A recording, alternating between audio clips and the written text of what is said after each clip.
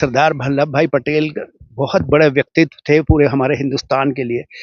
महात्मा गांधी और जवाहरलाल नेहरू उनसे किसी भी उसमें वो कम नहीं थे। और उन्होंने जो हमारे देश के लिए जो किया, या वो जो वो भविष्य दृष्टा थे, जो हमारे देश में आने वाली प्रॉब्लम को उन्होंने 1945, 1948, 50 में कहा था कि इनको ठीक कर लो या उनको सॉल्व कर लो, जो प्रॉब्लम बाद में हमारे देश में आती रही है, चाहे वो दलाई लामा तिब्बत की प्रॉब्लम हो, चाहे नेपाल की हो, चाहे सिक्किम की हो, चाहे भूटान की हो, या जो हमारे आप जानते हो कि उन्होंने हमारे देश की जो 562 जो नेटिव स्टेट्स थी, छोटे छोटे राजे महाराजे नवाबों की जो स्टेट थी, उसको भारत में विलय कराया। और जो और भी जो कई हमारे देश की प्रॉब्लम आई, जैसे हैदराबाद के निज़ाम ने कहा मैं भारत उसमें गणराज्य में नहीं शामिल हूँगा, मैं कंट्री विद इन कंट्री बनाऊँगा, उसको उन्होंने सॉल्व किया। जूनागढ़ के नवाब ने भी यही कहा कि मैं पाकिस्तान में मिलना चाहता हूँ। ऐसे कई स्टेट्स का जो इतने कॉम्प्लिकेटेड केसेस थे, वो उन्होंने अपनी बुद्धिमत्ता से सॉल्व किए।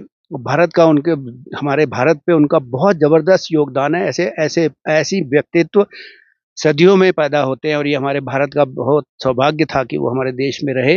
लेकिन उनकी मृत्यु जल्दी हो गई। अगर वो थोड़े वर्ष और हमारे देश में हमारे देश की और सेवा करते या भारत के प्रधानमंत्री तो बनते, तो और हमारा देश और सौभाग्यशाली होता।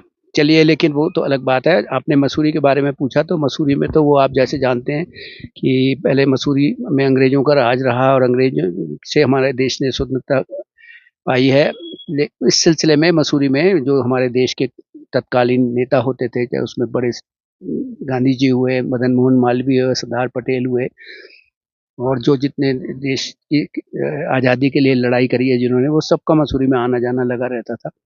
तो इससे 2-3 बार वो मसूरी आए होंगे, 2-3 से हो सकता है ज़्यादा भी आए हों, लेकिन मेरे को जितनी जानकारी मुझे 2 की बिल्कुल है कि एक बार तो वो बिरला हाउस में आए थे 1946 में, जब देश आज़ाद नहीं हुआ था, लेकिन पूरे उन दिनों मंत्रणा चल रही थी और सारे देश के जो टॉप लीडरशिप थी वो मसूरी में थी।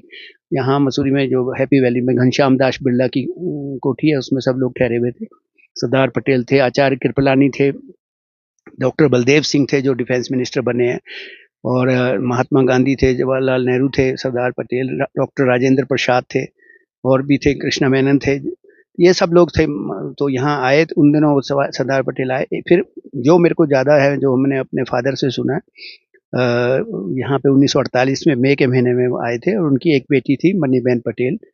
तो उसकी शादी के सिलसिले में वो मेरे फादर से मिले थे, क्योंकि मेरे फादर ज्योतिषी थे, एस्ट्रोलॉजर थे।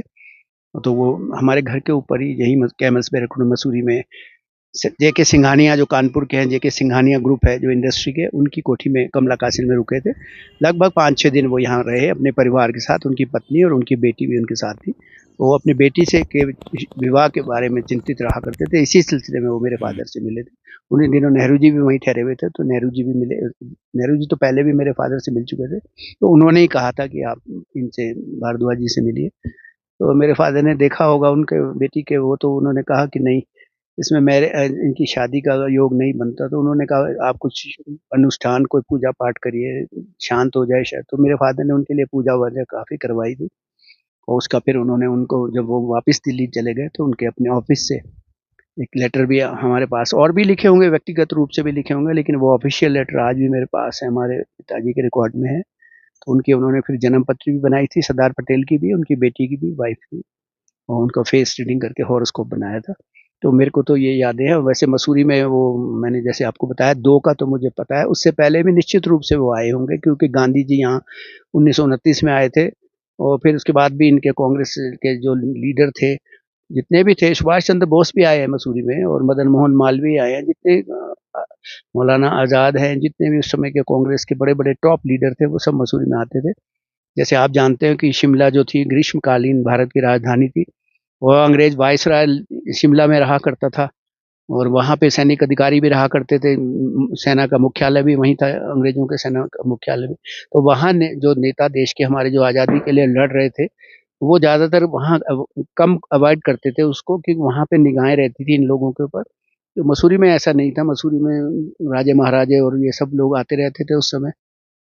यहाँ पे इतनी रिस्ट्रिक्शंस नहीं थी। और ये जो बड़े-बड़े, जैसे मैंने आपको बताया, घनश्याम दास बिरला हो गए, या ये सिंघानिया हो गए, इन लोगों की कोठियों में वो लोग आया करते थे। या महाराज पटियाला हुए, या महाराज कपूरथला, वो लोग भी उस समय देश की स्वतंत्रता में शामिल थे, तो उनके महलों में उनके जो कासल थे यहाँ पे उनमें रुकते थे, वहाँ उनकी मीटिंग हुआ करती थी। तो इस तरह से मसूरी के लिए ये सौभाग्य की बात है कि इतना ग्रेटेस्ट, मैं कहूँगा, पर्सनैलिटीज ऑफ इंडिया जो थी वो गांधी जी के बाद सरदार पटेल वो मसूरी में आए और मेरे फादर से मिले। हमारे परिवार में उनकी बहुत यादें हैं, कुछ फोटोग्राफ भी हैं, वो मैंने संभाल के रखी है।